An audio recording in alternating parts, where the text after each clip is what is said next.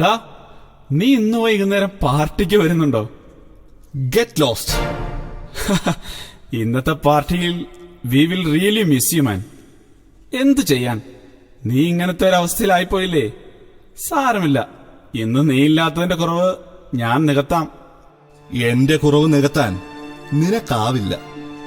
എന്റെ റേഞ്ചിലെത്താൻ നീ ഇനി ഒരു ജന്മം കൂടി ജനിക്കണം. എന്തു ചെയ്യാം, ആത്മാർത്ഥ സുഹൃത്തിനെ വിട്ടിട്ട് പോകാൻ മനസ്സ് വരുന്നില്ല. പക്ഷേ പോയല്ലേ പറ്റൂ. കഴിഞ്ഞ ആഴ്ച ഈ സമയം എന്നാ ബഹളമായിരുന്നു. കുളിക്കുന്നു, നനയ്ക്കുന്നു, ഫേഷ്യൽ, ബ്ലീച്ച്, എന്തൊക്കെ ആയിരുന്നു. ഇപ്പം ദാ കിടക്കുന്നു, സുന്ദരിയായ ഗേൾഫ്രണ്ട്, അവളുടെ കോടീശ്വരനായ തന്ത, ഒറ്റ മോൾ, 100 പവനും 1 കോടി രൂപയും ഓടി കാറും സ്ത്രീധനം. പാലായിലും പത്തനംതിട്ടയിലും ഏക്കർ കണക്കിന് റബ്ബർ എസ്റ്റേറ്റ്. യൂറോപ്പിൽ ഹണിമൂൺ. എന്തഹങ്കാരായിരുന്നു. ഒറ്റ ആഴ്ച കൊണ്ട് ഒക്കെ പോയി കിട്ടി. അല്ലേലും എനിക്ക് പണ്ടേ അറിയാമായിരുന്നു ഈ കല്യാണം നടക്കില്ലെന്ന്. I said get lost. ഇറങ്ങിപ്പോടാ, നീ എന്റെ കയ്യിൽ നിന്നും മേടിക്കും. ഒടിഞ്ഞ കാലുമായി നീ എന്തു തരാൻ? അഹങ്കാരം എന്ന് പറഞ്ഞാൽ ഇങ്ങനെയുണ്ടോ? ഭാഗ്യത്തിന് കല്യാണത്തിന് മുമ്പ് അവൾക്ക് നിന്റെ സ്വഭാവം പിടികിട്ടി. അല്ലെങ്കിൽ പാർട്ടിക്കിടയിൽ വെച്ച് കെട്ടാൻ പോകുന്ന പെണ്ണിന്റെ ക്ലോസ് ഫ്രണ്ടിനെ ആരേലും പ്രപ്പോസ് ചെയ്യുമോ? പോരാത്തതിന് ഭാവി അമ്മായപ്പന്റെ ബിസിനസ് കണ്ടുകൊണ്ട് ഉണ്ടായിരുന്ന ജോലിയും കളഞ്ഞു. ഞാനായിട്ടാണ് ഇപ്പോഴും നിന്നെ സഹിക്കുന്നത്, ഫുഡും അക്കോമഡേഷനും തരുന്നത്. എന്നിട്ട് ഞാൻ വാടക കൊടുക്കുന്ന ഫ്ളാറ്റിൽ നിന്നും ഞാൻ ഇറങ്ങിപ്പോകാനല്ലേ? പോടാ പോ. ഞാൻ കാശ് ഇഷ്ടം പോലെ കണ്ടവനും കളഞ്ഞവനുമാണ്. നിന്റെ കാശ് പലിശ സഹിതം ഞാൻ തിരിച്ചു തരും. എന്ന് തരും? എങ്ങനെ തരും? ഇപ്പൊ തന്നെ കുറെ തരാനുണ്ട്. കല്യാണം മുടങ്ങിയ വിഷമം തീർക്കാൻ വെള്ളമൊടിച്ച് ഫിറ്റായി വണ്ടി ഓടിച്ച് ആക്സിഡന്റ് ആക്കി കാലൊടിച്ചു, മൾട്ടിപ്പിൾ ഫ്രാക്ചറുമാക്കി. നിന്നെ ഹോസ്പിറ്റലിൽ നിന്ന് ഇറക്കാനും വണ്ടി നന്നാക്കാനുമായി എനിക്ക് കാശ് കുറെ ചെലവായിട്ടുണ്ട്. കേസ് ഒഴിവാക്കാൻ പലിശക്കെടുത്താണ് കാശ് കൊടുത്തത്. നിന്റെ കാല് ശരിയാകാൻ 3 മാസം എടുക്കും. അതുവരെ എന്തു ചെയ്യും? ലാസ്റ്റ് മന്ത് റെന്റ് ഇതുവരെ കൊടുത്തിട്ടില്ല. ഓർത്തിട്ട് എനിക്ക് ഭ്രാന്ത് പിടിക്കുന്നുണ്ട്. ഞാൻ എന്തെങ്കിലും വഴി കണ്ടുപിടിച്ചോളാം. നീ അതോർത്ത് പേടിക്കണ്ട. നിനക്ക് ചിലവായ കാശ് ഞാൻ തരുമടാ, തരും. എന്തു വഴി? ഞാൻ പറഞ്ഞതല്ലേ നിന്റെ റിലേറ്റീവ്സിനോട് ചോദിക്കാൻ. അപ്പം നിനക്ക് നാണക്കേട്. എല്ലാരും നിന്റെ വീരചരിതം അറിഞ്ഞാൽ മോശക്കേട്. നിന്റെ കാശ് ഞാൻ തരുമെന്ന് പറഞ്ഞില്ലേ? നീ സമയം കളയാതെ പോകാൻ നോക്ക്.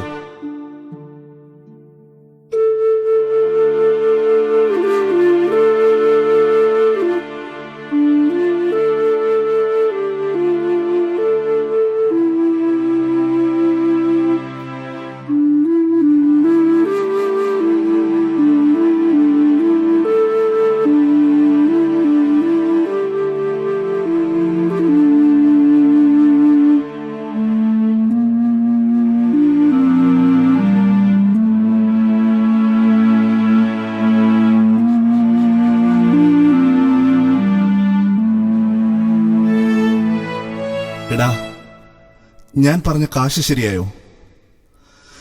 ഇല്ലേ?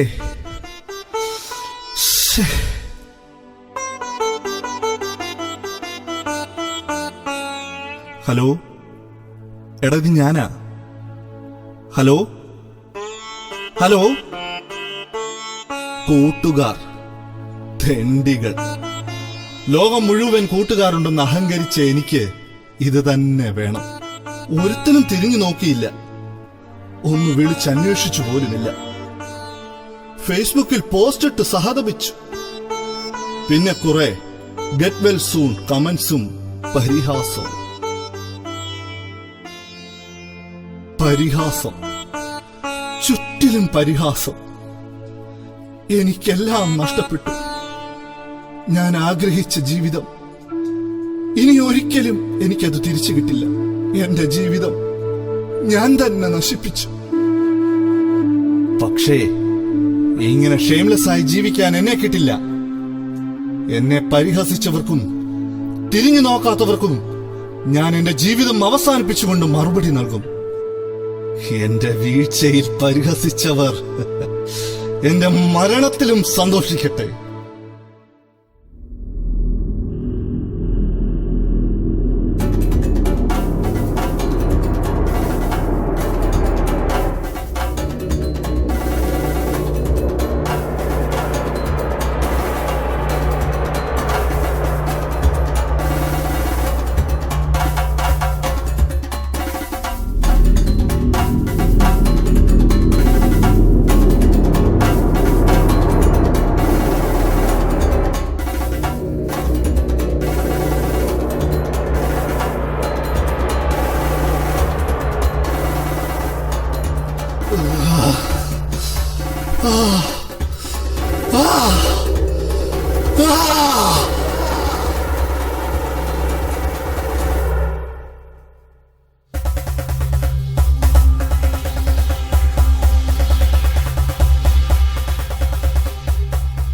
സാറേ, സാറേ,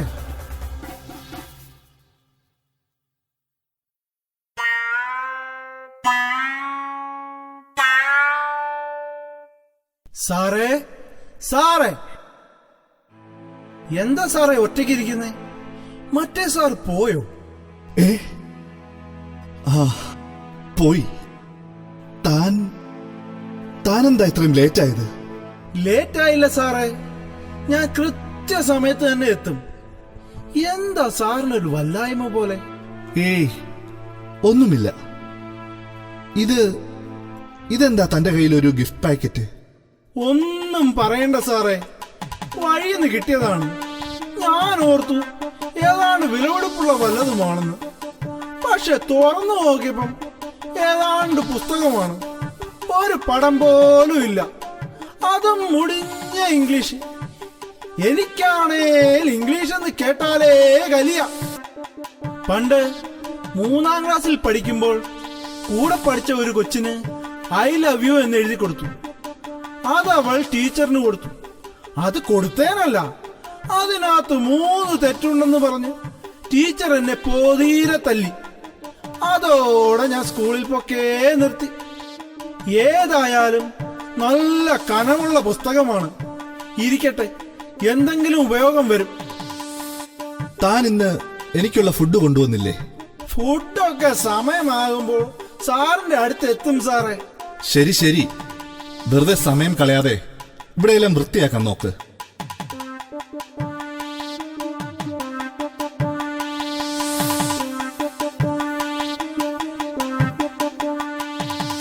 അല്ല സാറേ, സാറിന് ആക്സിഡന്റ് ആയപ്പം സാറ് കള്ളു കുടിച്ചിരുന്നു. തന്നോടാരാ ഇതൊക്കെ പറഞ്ഞത്? എല്ലാരും പറയുന്നേ അങ്ങനെയാ സാറേ. സാർ ഏതോ പാർട്ടിക്ക് പോയിട്ട് ഒരു പെൺകുട്ടിയെ ലൈൻ ഇട്ടെന്നോ, അത് സാറ് കെട്ടാനെന്ന പെൺകുട്ടിയുടെ കൂട്ടുകാരിയായിരുന്നെന്നോ, അങ്ങനെ സാറിന്റെ കല്യാണം മുടങ്ങിയെന്നോ, ആ വിഷമത്തിൽ സാറ് വെള്ളമടിച്ച് വണ്ടി ഓടിച്ച് ആക്സിഡന്റ് ആയെന്നോ ഒക്കെയാ നാട്ടുകാര് പറയുന്നേ. സത്യത്തിൽ എന്താ സാറേ സംഭവിച്ചത്? താൻ ആവശ്യമില്ലാത്ത തിരക്കാൻ നിൽക്കാതെ തന്റെ പണി നോക്ക്. ഞാനും പണ്ട് ഇതുപോലൊന്ന് നോക്കിയതാ സാറേ. പക്ഷെ അതെന്റെ ഭാര്യ അറിഞ്ഞു. അവൾ ചെലവയ്ക്ക് അടിച്ച് എന്റെ തല പൊളിച്ചു. ഭാഗ്യത്തിന് 3 കുത്തുകെട്ടേ ഉണ്ടായിരുന്നുള്ളൂ. ദേ, ഈ ഭാഗത്തായിട്ടാ അവൾ അടിച്ചത്. താൻ പെട്ടെന്ന് പണി തീർത്തിട്ടൊന്ന് പോകാമോ? പണി തീർക്കാതെ വേണേ പെട്ടെന്ന് പോകാം. തീർത്തിട്ട് പോണേ സമയമെടുക്കും. എന്താ പറഞ്ഞേ? അല്ല, പെട്ടെന്ന് തീർക്കാമെന്ന് പറഞ്ഞതാണേ.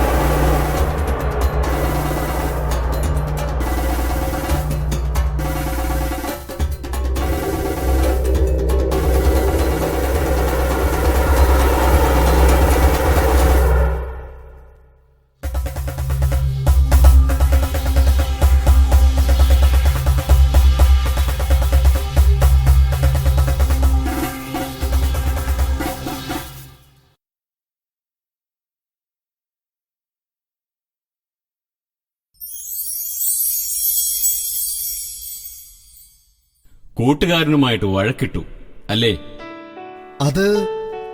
അത് ചോദിക്കാൻ നിങ്ങളാരാ? നിങ്ങൾ ഇതിൽ പറയുന്ന ഒരു കഥാപാത്രം മാത്രം, യാക്കോബിന്റെ ഇളയ മകൻ ജോസഫ് അല്ലേ? അതെ, നീ പറഞ്ഞത് ശരിയാണ്. ഞാൻ യാക്കോബിന്റെ ഇളയ മകൻ ജോസഫ്. നീ കരുതുന്നത് പോലെ ഇതൊരു സാധാരണ ബുക്കല്ല. ഇതിലുള്ളവരെല്ലാം എന്നെപ്പോലെ ജീവിച്ചിരുന്നവരാണ്.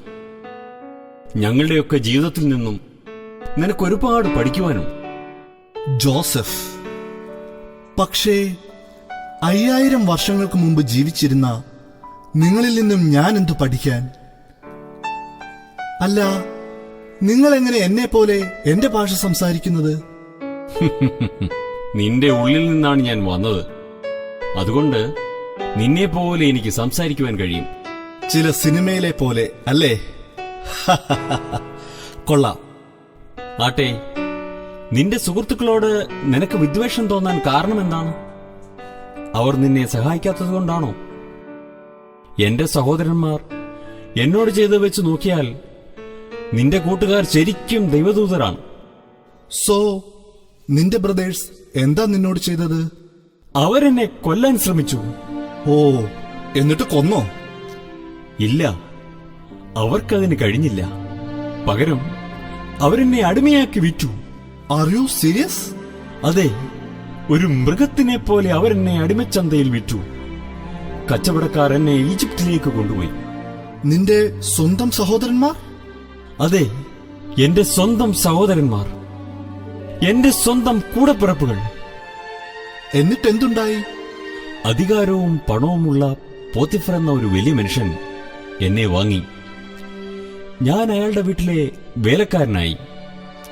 എന്റെ വീടിനെയും മാതാപിതാക്കളെയും സഹോദരങ്ങളെയും വിട്ട് ദൂരെ ഒരു വീട്ടിൽ കേവലം ഒരു അടിമയായി ഞാൻ ജീവിച്ചു.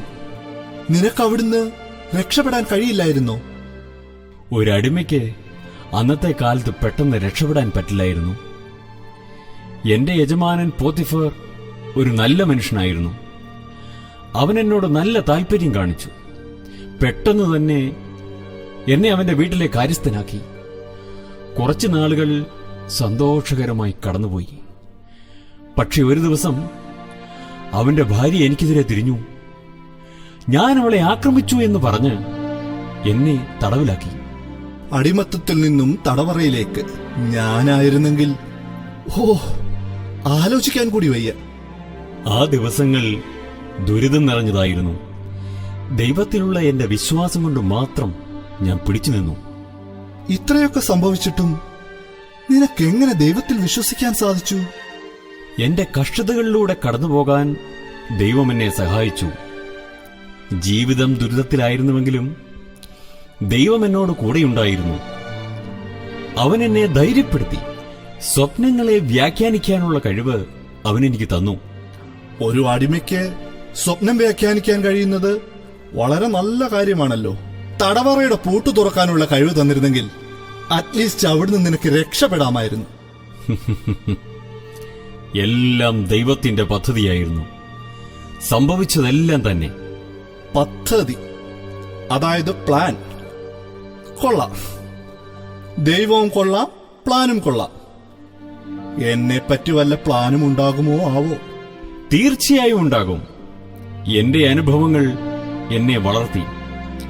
പ്രതികൂല സാഹചര്യങ്ങളിലും എങ്ങനെ ജീവിക്കാമെന്ന് ഞാൻ പഠിച്ചു. എന്റെ അനുഭവങ്ങളിലെല്ലാം എന്നെ ഒരു വലിയ നിലയിലെത്തിച്ചു. ഒരു സമയത്ത് ഞാൻ ഈജിപ്തിന്റെ പ്രധാനമന്ത്രിയായി. എന്റെ ദൈവം തന്ന സ്വപ്നങ്ങൾ വ്യാഖ്യാനിക്കാനുള്ള കഴിവിലൂടെ വരാൻ പോകുന്ന ക്ഷാമത്തെ ഞാൻ മുൻകൂട്ടി കണ്ടു.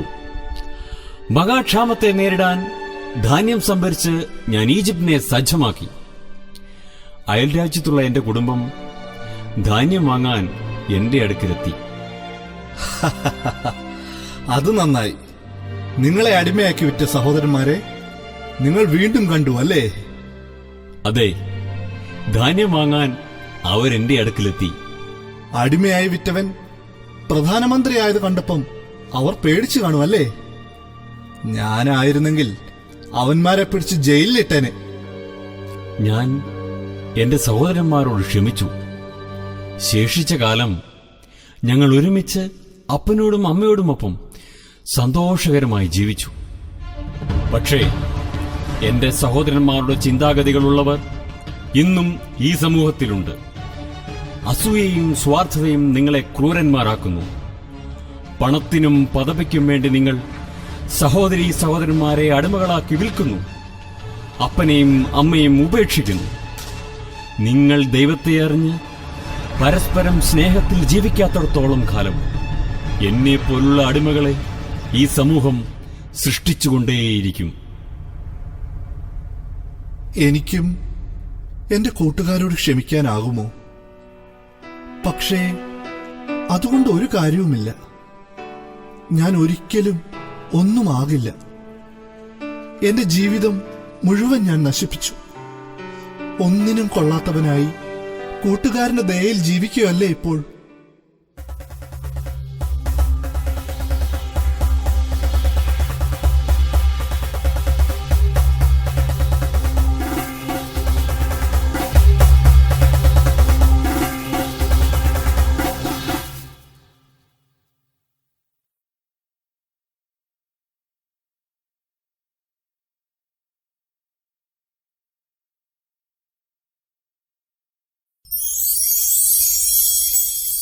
ജോബ്?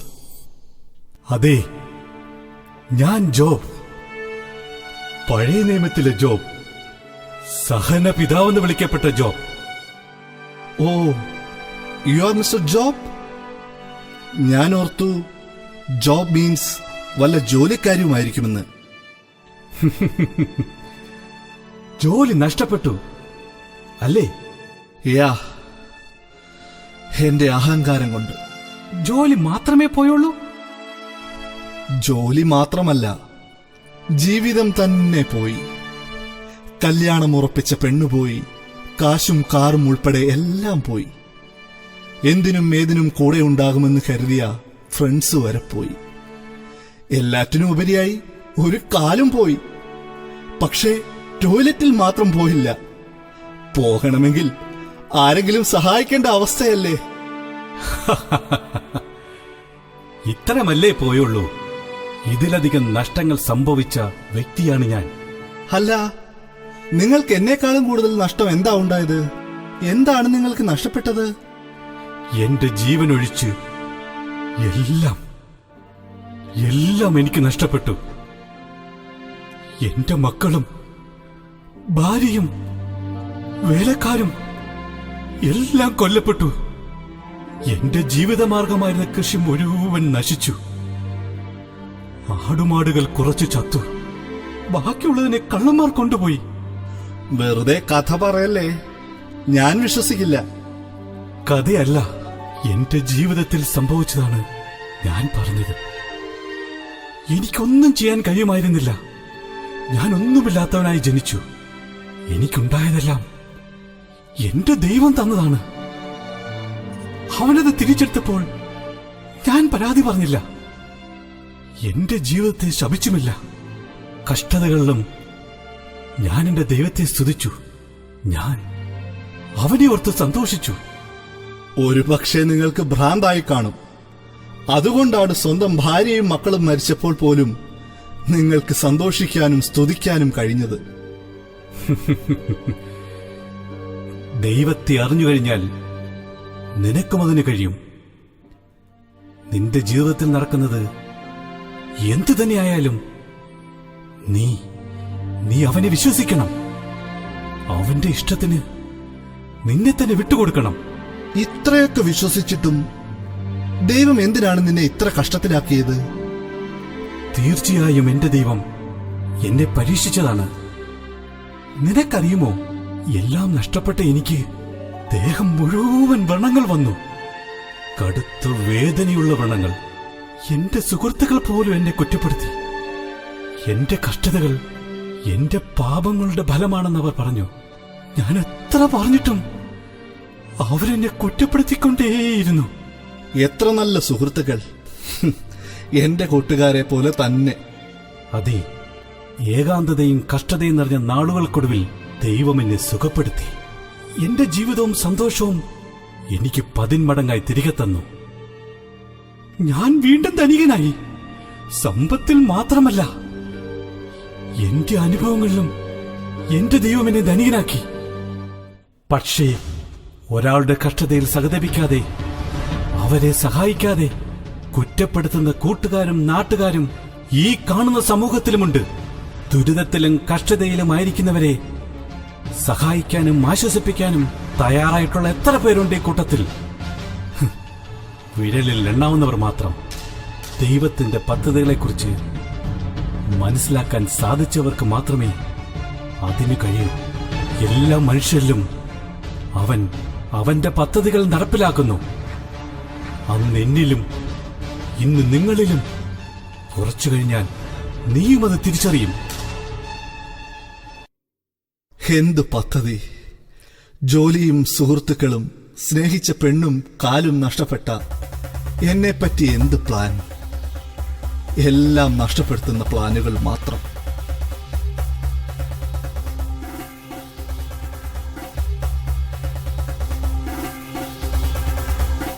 സാറേ, സാറേ, ആഹാ, സാർ ഈ പുസ്തകം വായിക്കുമായിരുന്നു. എന്തെങ്കിലും കാര്യമായിട്ടുണ്ടോ സാറേ? നല്ല നല്ല കഥയുമാണോ? ഹേ, ഇല്ല. ഞാൻ വെറുതെ ബോറടിച്ചപ്പോ നോക്കിയെന്നേ ഉള്ളൂ. താൻ കൊണ്ടുപോയിക്കോ. സാരമില്ല സാറേ, സാറ് വായിച്ചോ. ഒറ്റയ്ക്കിരിക്കുമ്പോ പുസ്തകം വായിക്കുന്നത് നല്ലതാ. ഞാൻ പിന്നെ കൊണ്ടുപോയിക്കോളാം.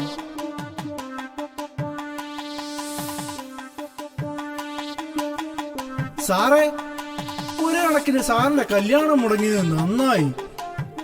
ഈ പെൺപിള്ളാരെ കാണുമ്പോ നമുക്ക് കല്യാണം കഴിക്കണം, കല്യാണം കഴിക്കണം എന്ന് തോന്നും. കല്യാണം കഴിച്ചാലോ കല്യാണമേ വേണ്ടായിരുന്നു എന്ന് തോന്നും. അല്ലേ സാർ? ഇതാ അവിടെ ഇരിക്കുന്ന അച്ചായന്മാരോടൊന്ന് ചോദിച്ചു നോക്ക്. എന്നിട്ട് താൻ എന്തിനാ കല്യാണം കഴിച്ചത്? നിർബന്ധം കൊണ്ട്. ആരുടെ നിർബന്ധം കൊണ്ട്? എന്റെ തന്നെ നിർബന്ധം കൊണ്ട്. ആ, ഇനി പറഞ്ഞിട്ടെന്താ കാര്യം? തന്റെ പണി ഇതുവരെ കഴിഞ്ഞില്ലേ? ദേ, ഇപ്പൊ കഴിയും സാറേ.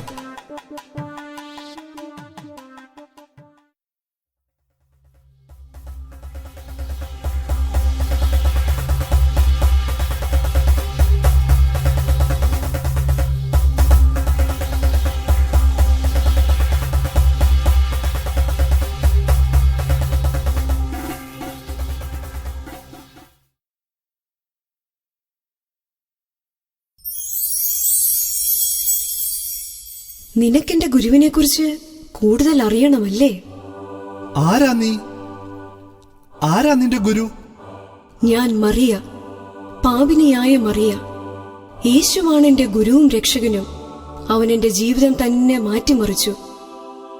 ഞാൻ അവനെപ്പറ്റി കേട്ടിട്ടുണ്ട്, പഠിച്ചിട്ടുമുണ്ട്. നിന്നെപ്പറ്റിയും കേട്ടിട്ടുണ്ട്. പക്ഷെ ഒന്നും മനസ്സിലാക്കാനും അറിയാനും ശ്രമിച്ചിട്ടില്ല. എനിക്കിതുവരെ അതിന്റെ ആവശ്യമുണ്ടായിട്ടില്ല. എങ്ങനെയാണ് അവൻ നിന്നെയും നിന്റെ ജീവിതത്തെയും മാറ്റിയത്? ഞാൻ എന്തായിരുന്നുവെന്നും ഏതായിരുന്നുവെന്നും എനിക്ക് പോലും അറിയാത്തൊരു സമയമുണ്ടായിരുന്നു എന്റെ ജീവിതത്തിൽ. ശാപവും ദുരിതവും പിശാചും നിറഞ്ഞ ജീവിതം. രാത്രികളും പകലുകളും തിരിച്ചറിയാതെ ഞാൻ ജീവിതം ആഘോഷിച്ച് തിമിർത്തു. രാത്രികളെ ഞാൻ പകലുകളാക്കി, പകരം എന്റെ പകലുകളെ ഞാൻ ഉറങ്ങിത്തീർത്തു. ഒരു സാധാരണ പെൺകുട്ടിയായിരുന്ന എന്റെ ബാല്യത്തെയും കൗമാരത്തെയും പിച്ചു ചീന്തിയ പകൽ മാന്യന്മാരും സമൂഹവും കൂടി എനിക്കൊരു പട്ടം ചാർത്തി തന്നു. പാപിനിയായ സ്ത്രീ. പാപച്ചെളിയും ചവറുകളും പേറിയ ഒരു കുപ്പത്തൊട്ടി മാത്രമായി എന്റെ ജീവിതം. ഓ, എന്നിട്ട് എന്തുണ്ടായി? ആ ദിവസം, മറക്കാനാവാത്ത ആ ദിവസം അവരെന്നെ വേട്ടയാടി. എന്റെ പാപങ്ങൾക്ക് ശിക്ഷയായി എന്നെ കല്ലെറിഞ്ഞു കൊല്ലുവാൻ വിധിച്ചു. എന്നെ എറിഞ്ഞു കൊല്ലുവാൻ കൈകളിൽ കൂർത്ത കല്ലുകളുമായി ആ തെരുവിലൂടെ അവരെന്റെ പിന്നാലെ ഓടി. എന്നെ പാപിയാക്കിയവർ, എന്റെ പാപങ്ങളിൽ പങ്കുചേർന്നവർ എന്നെ നോക്കി നിന്നു. സഹതാപത്തിന്റെ ഒരു നേർത്ത കണിക പോലും ഞാൻ അവരുടെ കണ്ണുകളിൽ കണ്ടില്ല. ജീവനു വേണ്ടി യാചിച്ച എന്റെ നിലവിളി അവർ കേട്ടില്ലെന്നു നടിച്ചു. അവരെന്നെ കൊല്ലുമെന്ന് എനിക്ക് ഉറപ്പായിരുന്നു. എങ്കിലും വേച്ചു പോകുന്ന കാലുകളും രക്തമൊലിക്കുന്ന ദേഹവുമായി ഞാൻ ഓടി. എന്റെ തലയിൽ നിന്നും ഒലിച്ച രക്തം എന്റെ കാഴ്ചയെ മറച്ചു. എങ്കിലും ഞാൻ അവനെ ദൂരെ നിന്നേ കണ്ടു. അവൻ എന്നെ രക്ഷിക്കുമെന്ന് എനിക്ക് തോന്നി. ഞാൻ അവന്റെ പക്കലേക്ക് ഓടി. ഇവരല്ല എന്നെ കല്ലെറിഞ്ഞവർ. ഏയ്, ഇവരോ? എനിക്കറിയാവുന്നവരാണ് ഇവരെല്ലാം. ഇവരാരെയും കല്ലെറിയില്ല. ഇവരല്ല. പക്ഷേ ഇവരുടെ കയ്യിലും എനിക്ക് നേരെ ഓങ്ങിയ ആ കൂർത്ത കല്ലുകളുണ്ട്. സമൂഹം ഇതുവരെയും ആ കല്ലുകൾ താഴെയിട്ടിട്ടില്ല. ആ കല്ലുകൾ താഴെയിടാൻ ഒരിക്കലും സമൂഹത്തിന് കഴിയുകയുമില്ല. ഞാൻ പറഞ്ഞില്ലേ ഇവരല്ലെന്ന്. ഇവരൊക്കെ ന്യൂ ജനറേഷനാണ്, 21ാം നൂറ്റാണ്ടുകാർ. അവരാരും മാറിയിട്ടില്ല, അന്നും ഇന്നും. അതൊക്കെ പോട്ടെ, അവൻ എങ്ങനെയാണു നിന്നെ രക്ഷിച്ചതെന്ന് പറയൂ. ഓടിത്തളർന്ന ഞാൻ അവന്റെ മുൻപിൽ തളർന്നു വീണു. എന്നെ മോശയുടെ നിയമമനുസരിച്ച് കല്ലെറിഞ്ഞു കൊല്ലുവാൻ പോകുകയാണെന്ന് അവരവനോട് പറഞ്ഞു. അവൻ പ്രതികരിച്ചില്ല. പക്ഷേ എനിക്ക് ഉറപ്പുണ്ടായിരുന്നു അവൻ എന്നെ രക്ഷിക്കാൻ കഴിയുമെന്ന്. അവൻ അവരെ നോക്കി പറഞ്ഞു, നിങ്ങളിൽ പാപമില്ലാത്തവർ അവളെ ആദ്യം കല്ലെറിയുവാൻ. പാപമില്ലാത്തവർ കല്ലെറിയുവാൻ. എന്നിട്ടവർ എറിഞ്ഞില്ലേ? ഇല്ല, അവരാരും എറിഞ്ഞില്ല. അവർക്കാർക്കും എറിയുവാൻ കഴിയുമായിരുന്നില്ല. ആ കൂർത്ത കല്ലുകളുമായി അവരെല്ലാം തിരികെ നടന്നു. അപമാനവും സങ്കടവും പശ്ചാത്താപവും കാരണം ഒരു കൊച്ചുകുട്ടിയെ പോലെ ഞാൻ അവന്റെ മുൻപിൽ വാവിട്ടു കരഞ്ഞു. എന്റെ പാപക്കറകൾ കണ്ണുനീരായി എന്റെ കണ്ണിലൂടെ പുറത്തേക്കൊഴുകി. അവൻ എന്നോട് പറഞ്ഞു, അവരാരും നിന്നെ വിധിച്ചില്ലല്ലോ, ഞാനും നിന്നെ വിധിക്കുന്നില്ല. ആ വാക്കുകൾ, ആ വചനങ്ങൾ അതെന്നെ സ്പർശിച്ചു. ഹൃദയത്തിന്റെ അടിത്തട്ടിൽ വരെ എത്തി. എന്റെ പാപങ്ങളെ, എന്റെ തിന്മകളെ മുഴുവൻ ഉരുക്കിക്കളഞ്ഞു. ഞാൻ ആകെ മാറിയതുപോലെ, എന്റെ മേലൊരു പ്രകാശം വീണതുപോലെ, മരണത്തിന്റെ വക്കിൽ നിന്നും ഒരു പുതിയ ജീവിതത്തിന്റെ പ്രകാശം എന്റെ മേൽ പതിച്ചതുപോലെ. ആ നിമിഷം മുതൽ ഞാൻ എന്റെ രക്ഷ അനുഭവിച്ച് ദൈവത്തെ അറിഞ്ഞ് വിശ്വാസത്തിലും നന്മയിലും ജീവിക്കുവാൻ ആരംഭിച്ചു. വിശ്വസിക്കാനാകുന്നില്ല. വിശ്വസിക്കണം. അവൻ ജീവിതത്തിൽ ഉണ്ടാക്കുന്ന മാറ്റങ്ങൾ അനുഭവിച്ചറിയണം. ഒരുപാട് ജീവിതങ്ങളിൽ അവൻ അന്നും ഇന്നും മാറ്റങ്ങൾ വരുത്തുന്നു. വ്യക്തികളെ മാറ്റിമറിക്കുന്നു. അത്ഭുതങ്ങൾ പ്രവർത്തിക്കുന്നു. നമ്മുടെയൊക്കെ ജീവിതങ്ങൾ പാപം നിറഞ്ഞതാണ്. അറിഞ്ഞും അറിയാതെയും നമ്മുടെ പാപങ്ങൾ പെരുകുന്നു. അതിന്റെ അടിമത്തത്തിൽ നാം നമ്മുടെ ജീവിതങ്ങൾ ജീവിച്ചു തീർക്കുന്നു. നിന്ദ്യനും പരിഹാസ്യനും ഗതികെട്ടവനുമായി നമ്മുടെ പാപത്തിന്റെ ഫലം അനുഭവിക്കുന്നു. ചിലപ്പോൾ ദൈവം അനുഗ്രഹിച്ചു തന്ന ഈ ജീവിതത്തെ തന്നെ വെറുതെ ഇല്ലാതാക്കുന്നു. എന്റെയും നിന്റെയും പാപങ്ങൾക്ക് പരിഹാരമായി തന്റെ ജീവൻ തന്നെ അവൻ ബലിയർപ്പിച്ചു. ഒരു കുറ്റവാളിയെപ്പോലെ പീഡകൾ സഹിച്ച് ഒരു മരക്കുരിശിൽ കയ്യിലും കാലിലും ആണി തറയ്ക്കപ്പെട്ട് മരിച്ചു. ഞാനും പാപിയാണ്. എന്റെ പാപങ്ങളാണ് എന്റെ ഈ അവസ്ഥയ്ക്ക് കാരണം. എനിക്കും മാറണം. എനിക്കും വേണം ഒരു പുതിയ ജീവിതം. എന്റെ പാപങ്ങളെ ഞാൻ വെറുത്തുപേക്ഷിച്ചാൽ ജീവിതത്തിലെ എല്ലാ പ്രയാസങ്ങളും ദുരിതങ്ങളും വേദനകളും മാറ്റാൻ യേശുവിനാകും. എനിക്കും വേണ്ടിയാണ് യേശു കുരിശിൽ മരിച്ചത്. എന്റെ പാപങ്ങൾ പുറത്ത് എന്റെ കൂട്ടുകാരെയും എന്റെ എല്ലാ നഷ്ടങ്ങളും എന്റെ ആരോഗ്യവും തിരികെ തരാൻ യേശുവിനാകും. ഒരു പുതിയ ജീവിതം എനിക്കുണ്ടാകും. എന്റെ യേശുവേ, എന്റെ രക്ഷക, എന്നെയും നിന്റെ മകനാക്കണമേ. എന്റെ പാപങ്ങൾ പുറത്ത് എന്റെ ഹൃദയത്തിൽ വസിക്കണമേ.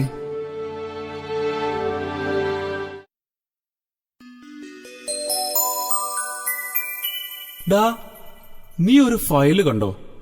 ഓഫീസിലെ ഒരു ഇമ്പോർട്ടന്റ് ഡോക്യുമെന്റ് ആണ്. ഞാൻ ഇവിടെ എവിടെയോ വെച്ച് മറന്നു. ഞാൻ കണ്ടില്ല നിന്റെ ഫയൽ. അവനകത്തുണ്ട്. നീ അവനോട് ചോദിക്ക്. ആരാ അകത്തുള്ളത്? എടാ, നമ്മുടെ വേലക്കാരൻ. അവൻ ഇന്ന് എനിക്ക് ഫുഡും കൊണ്ടുവന്നില്ല. കുറെ നേരമായി വന്നിട്ട്. ക്ലീനിങ്ങിലാണെന്ന് തോന്നുന്നു. എന്നിട്ട് അകത്തുനിന്ന് ശബ്ദമൊന്നും കേൾക്കാനില്ലല്ലോ. ചിലപ്പം ഉറക്കമായിരിക്കും. ആഹാ, നീ എന്താണ് ബൈബിളൊക്കെ ആയിട്ട്? ഭക്തിമാർഗത്തിലായോ? അതോ ജീവിതം മടുത്തോ? മടുത്തായിരുന്നു. പക്ഷേ ഇപ്പം ജീവിതത്തിൽ എനിക്കൊരു പുതിയ ഫ്രണ്ടിനെ കിട്ടി. കുറച്ചു നേരത്തെ ഫ്രണ്ട് ആക്കേണ്ടതായിരുന്നു. അങ്ങനെ ഒരു ഫ്രണ്ടില്ലാത്തതിന്റെ കുഴപ്പമുണ്ട് നമ്മുടെ ന്യൂ ജനറേഷനൊക്കെ. അതാരാ ഞാനറിയാത്തൊരു പുതിയ ഫ്രണ്ട് നിനക്ക്? FBയിലോ വാട്സപ്പിലോ? അതിലൊന്നിലുമല്ല, ഇതിലാണ്, ബൈബിളിൽ. നിനക്ക് വട്ടു തന്നെ. അന്ന് ആക്സിഡന്റിൽ നിന്റെ തലയ്ക്ക് വലുത് പറ്റിയായിരുന്നോ? No man, I have finally found something real. എന്തിലും ഏതിലും ഒപ്പമുണ്ടാകുന്ന ഒരു സുഹൃത്തും വഴികാട്ടിയും രക്ഷകനും എന്റെ യേശു. യേശു? You mean Jesus? അതെ, ജീസസ് തന്നെ. എന്റെയും നിന്റെയും ലോകം മുഴുവന്റെയും പാപങ്ങൾക്കു വേണ്ടി കുരിശിൽ മരിച്ച Jesus Christ. Are you serious man? അതെ, ഞാൻ എന്റെ രക്ഷകനെ കണ്ടെത്തി. ഇനിയുള്ള എന്റെ ജീവിതം എന്റെ യേശുവിൽ മാത്രമാണ്. എന്റെ എല്ലാ പ്രയാസങ്ങളും ദുഃഖങ്ങളും മാറ്റുവാൻ കഴിവുള്ള ദൈവം എന്റെ കൂടെയുണ്ടെങ്കിൽ എനിക്ക് നഷ്ടപ്പെട്ടതെല്ലാം തിരിച്ചു കിട്ടും. എന്റെ പ്രയാസങ്ങൾ അവൻ മാറ്റുമെന്ന് എനിക്കുറപ്പുണ്ട്.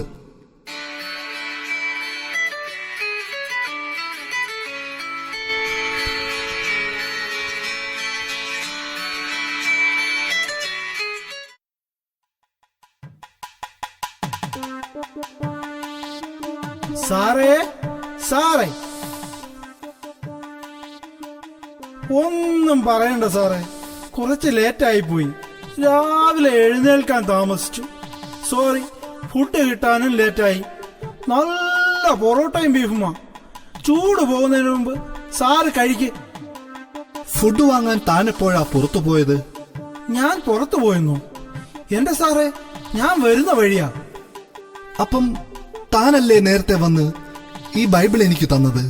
സാർ എന്താ ഈ പറയുന്നേ? സത്യമായിട്ട് ഞാൻ വരുന്ന വഴിയാണ്. അപ്പോൾ അകത്താരാ ഉള്ളത്? എന്റെ സാറേ, വല്ല കള്ളന്മാരി എന്റെ വേഷത്തിൽ വന്നതായിരിക്കും. ആഹാ, താൻ ഇവിടെ നിൽക്കുമായിരുന്നു. അകത്ത് ക്ലീനിങ്ങിലാണെന്ന് പറഞ്ഞിട്ട് എപ്പോഴാ പുറത്തോട്ട് വന്നത്? നീ എന്താ ഈ വേഷത്തിൽ? എന്റെ പൊന്നു സാറേ, സത്യമായിട്ട് ഞാൻ വരുന്ന വഴിയാ. ഞാൻ നേരത്തെ ഇവിടെ വന്നിട്ടുമില്ല. ഈ സാറിന് ബൈബിൾ കൊടുത്തിട്ടുമില്ല. ഫുഡ് കൊടുത്തിട്ട് ഞാൻ ഇന്ന് ലീവാണെന്ന് പറയാനാ ഇപ്പൊ വന്നത്. പക്ഷേ ഞാൻ അകത്ത് താൻ. നിനക്ക് എന്നാ പറ്റിയേ? നീ വല്ല സ്വപ്നവും കണ്ടോ? ഡാ, നിന്റെ ഫോൺ എവിടെ? സ്വിച്ച് ഓഫ് ആണോ? എടാ, നിന്റെ എല്ലാ പ്രശ്നങ്ങളും തീർന്നു. അവളാണിപ്പൊ എന്നെ വിളിച്ചത്. അവൾക്കത് അപ്പോൾ തമാശയായിട്ട് എടുക്കാൻ സാധിച്ചില്ലെന്ന്.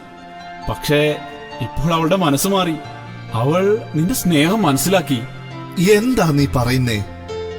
എനിക്കൊന്നും മനസ്സിലാകുന്നില്ല. ഡാ, അവൾ നിന്റെ വുഡ്ബിയാണിപ്പോൾ വിളിച്ചത്. അവളും അപ്പനും കൂടി നിന്നെ കാണാൻ വരുന്നുണ്ടെന്ന്. ഇന്ന് വൈകുന്നേരം ലോട്ടറി വീണ്ടും അടിച്ചു മോനെ. ഞാൻ പോയതിനു ശേഷം എന്തു മാജിക്കാണ് ഇവിടെ നടന്നത്. ഇപ്പോൾ എനിക്കാണൊന്നും മനസ്സിലാകാത്തത്. മനസ്സിലായി, എനിക്കെല്ലാം മനസ്സിലായി. എന്റെ ദൈവമേ, എനിക്കെല്ലാം മനസ്സിലായി. അത്ഭുതം, ശരിക്കും അത്ഭുതം നടക്കുന്നു എന്റെ ജീവിതത്തിൽ. എടാ, ഈ ബൈബിളും യേശുവുമൊക്കെ ശരിക്കും സത്യം തന്നെയാ. ദൈവത്തിന്റെ മഹത്തായ കൃപയെ ഞാൻ ഇന്ന് ഇവിടെ വെച്ച് അനുഭവിച്ചു. ഞാൻ ജീവിതം അവസാനിപ്പിക്കാൻ തീരുമാനിച്ചപ്പോൾ ഇവന്റെ രൂപത്തിൽ ദൈവം എന്റെ മുമ്പിൽ വന്നു, എന്നെ ജീവിതത്തിലേക്ക് തിരികെ കൊണ്ടുവന്നു. ഒരു നിമിഷം കൊണ്ട് എന്റെ പ്രയാസങ്ങളെല്ലാം മാറി. നമ്മുടെ ജീവിതത്തിലും ദൈവത്തിന് അത്ഭുതങ്ങൾ പ്രവർത്തിക്കാൻ കഴിയും. യേശു ഇന്നും ജീവിക്കുന്നു നമുക്കിടയിൽ.